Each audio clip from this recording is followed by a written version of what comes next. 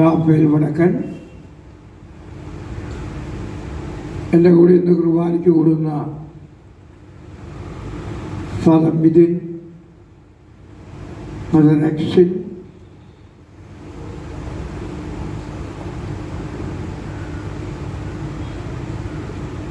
CMC പ്രോവിൻസിൻ്റെ പ്രൊവിൻഷ്യലായ sister Christine,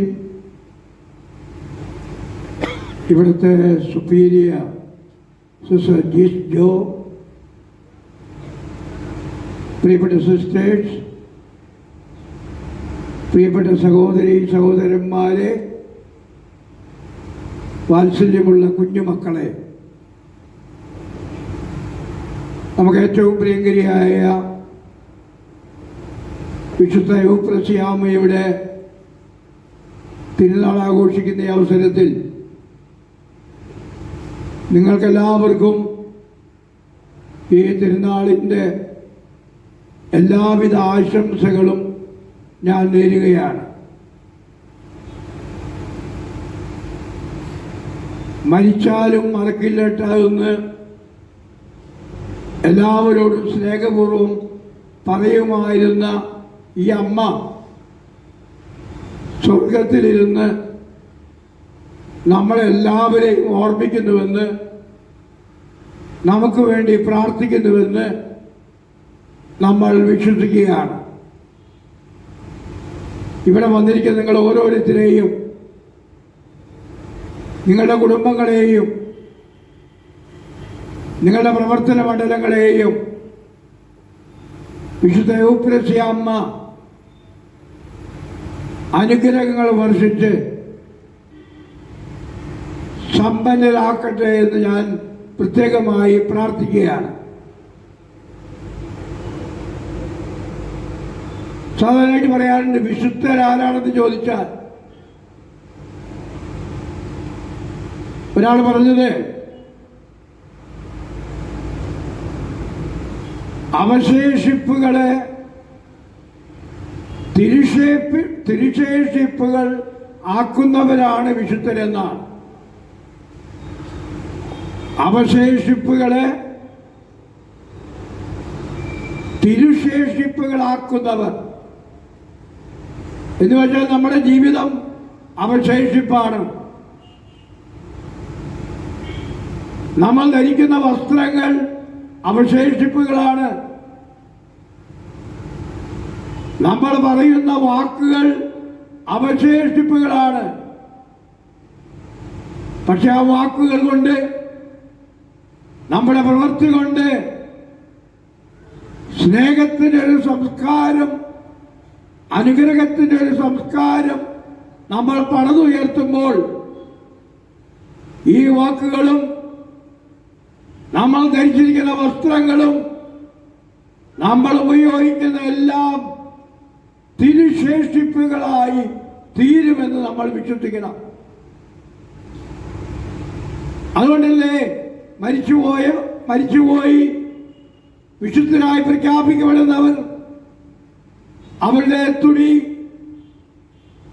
അവരെ കഴിച്ചിരുന്ന സ്ഥലത്ത് നിന്ന് എന്തെങ്കിലും സാധനങ്ങൾ കിട്ടിയിട്ടുണ്ടെങ്കിൽ അതെല്ലാം തിരുശേഷിപ്പുകളായിട്ട് നമ്മൾ ഉപയോഗിക്കുന്നത്.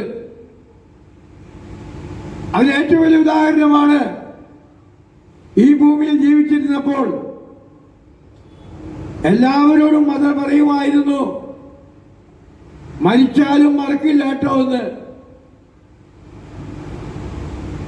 ആ വാക്കുകൾ ഇന്ന് തിരുശേഷിപ്പുകളായി മാറിയിരിക്കുകയാണ്. ഈ യൂപ്രസ്യാമ്മ ഒരു വിശുദ്ധയായിരുന്നില്ല എങ്കിൽ ആ വാക്കുകൾ ആരും ഓർക്കില്ലായിരുന്നു, ആ വാക്കുകൾ ആരും അനുസ്മരിക്കില്ലായിരുന്നു. പക്ഷേ വിശുദ്ധയായി തീർന്നപ്പോൾ അവർ ഉപയോഗിച്ച വസ്ത്രങ്ങളും അവർ പറഞ്ഞ വാക്കുകളും അവരുടെ പ്രവൃത്തികളുമെല്ലാം തിരുശേഷിപ്പുകളായി തീർന്നുവെന്ന് നമ്മൾ വിശ്വസിക്കുകയാണ്. പ്രിയപ്പെട്ടവരെ, എങ്ങനെയാണ് അവശേഷിപ്പുകളെ തിരുശേഷിപ്പുകളാക്കാൻ പറ്റുന്നത്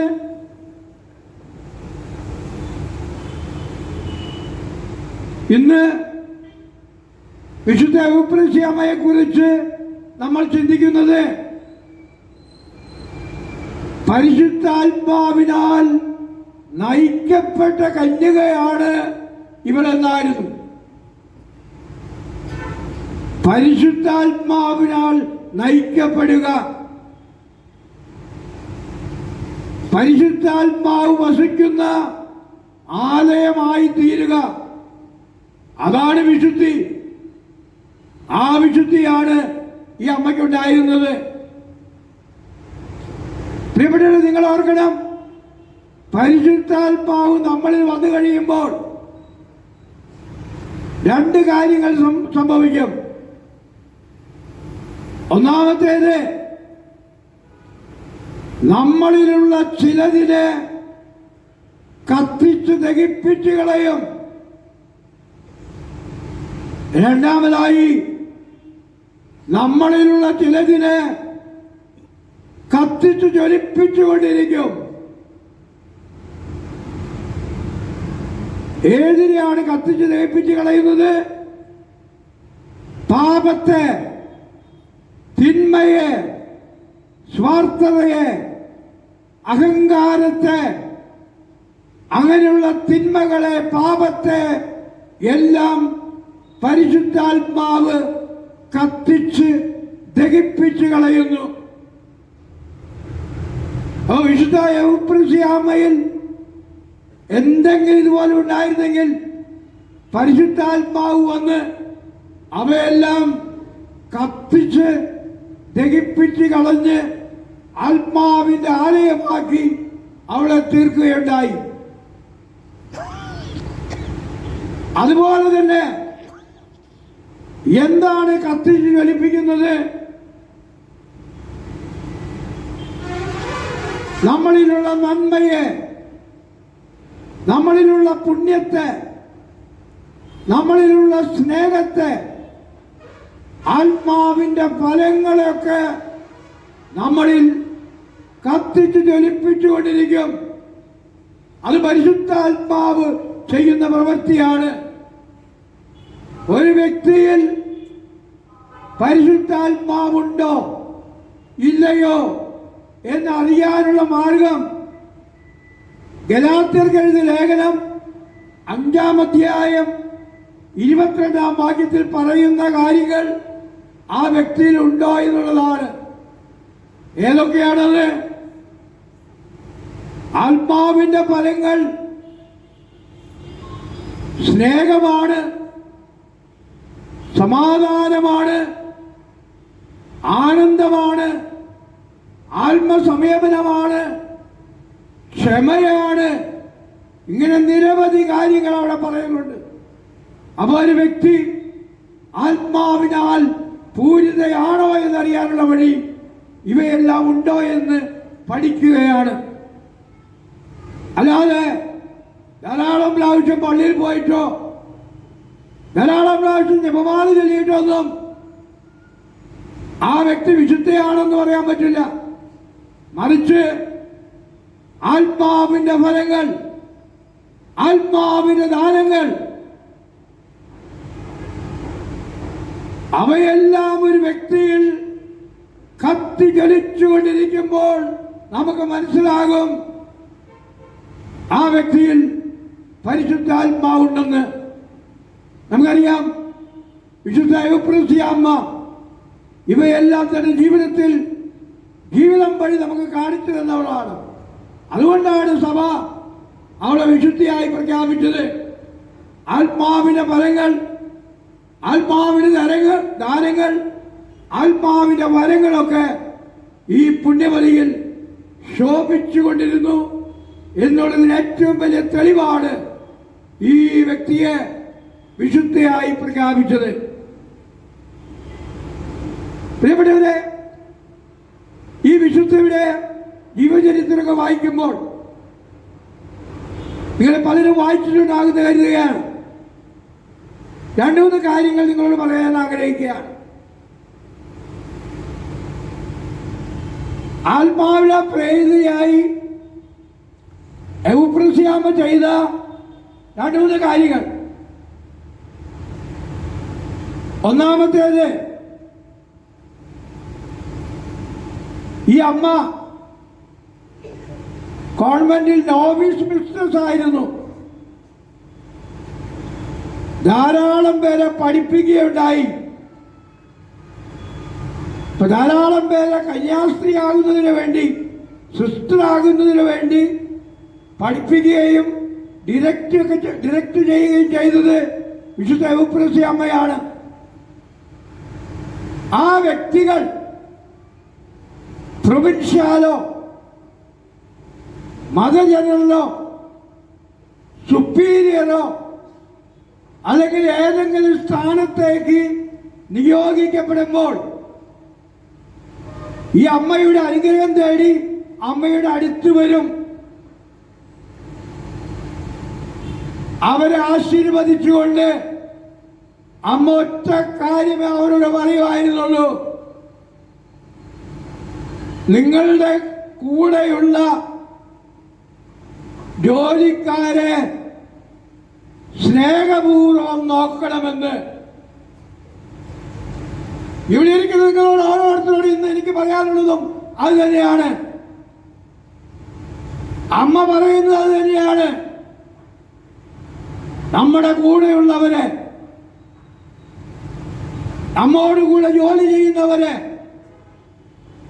നമ്മുടെ കീഴിൽ പ്രവർത്തിക്കുന്നവരെ ദൈവത്തിന്റെ രൂപത്തിലും സാദൃശ്യത്തിലും സൃഷ്ടിക്കപ്പെട്ടവരാണെന്ന് മനസ്സിലാക്കിക്കൊണ്ട് അവരോട് സ്നേഹപൂർവം, ദയാപൂർവം, കരുണാപൂർവം പെരുമാറുവാൻ പഠിക്കുക എന്നുള്ളതാണ്. പ്രിയപ്പെട്ടവരെ, നമ്മളൊന്ന് മനസ്സിലാക്കണം. ഞാൻ മെത്രാനായി, എന്റെ കൂടെ ജോലി ചെയ്യുന്നവര് മെത്രാനൊന്നും ആയിട്ടില്ല. പക്ഷേ അവർക്ക് അവരുടേതായിട്ടുള്ള മഹത്വമുണ്ട്. അവരെ സൃഷ്ടിച്ച ദൈവമാണ്. അതുകൊണ്ട് നമ്മുടെ പെരുമാറ്റം, നമ്മുടെ സംസാരം അവരോട് കാണിക്കുമ്പോൾ അത് സ്നേഹപൂർവമായിരിക്കണം. അതുകൊണ്ടാണ് വിശുദ്ധ എവുപ്രസ്യാമ്മ അനുഗ്രഹം തേടി വരുന്നവരോട് പറയുമായിരുന്നത്: നിങ്ങളുടെ കീഴിലുള്ള ജോലിക്കാരെ സ്നേഹപൂർവം നോക്കിയിരിക്കണമെന്ന്. ഈ പാഠം ഇന്ന് സിസ്റ്റേഴ്സ് മാത്രമല്ല, മറ്റുള്ള എല്ലാവരും പഠിക്കണം. ഈ അമ്മയോട് അല്പം സ്നേഹമുണ്ടെങ്കിൽ നമ്മുടെ കൂടെയുള്ളവരെ, പ്രത്യേകിച്ച് ഭാര്യയെ, ഭർത്താവിനെ, മക്കളെ, അയൽക്കാരെ, ജോലിക്കാരെയൊക്കെ അവരെല്ലാം സ്നേഹത്തോടുകൂടി കാണുവാൻ, സ്നേഹത്തിന്റെ കണ്ണുകളോട് നോക്കുവാൻ ഈ അമ്മ നമ്മളെ പഠിപ്പിക്കുകയാണ്.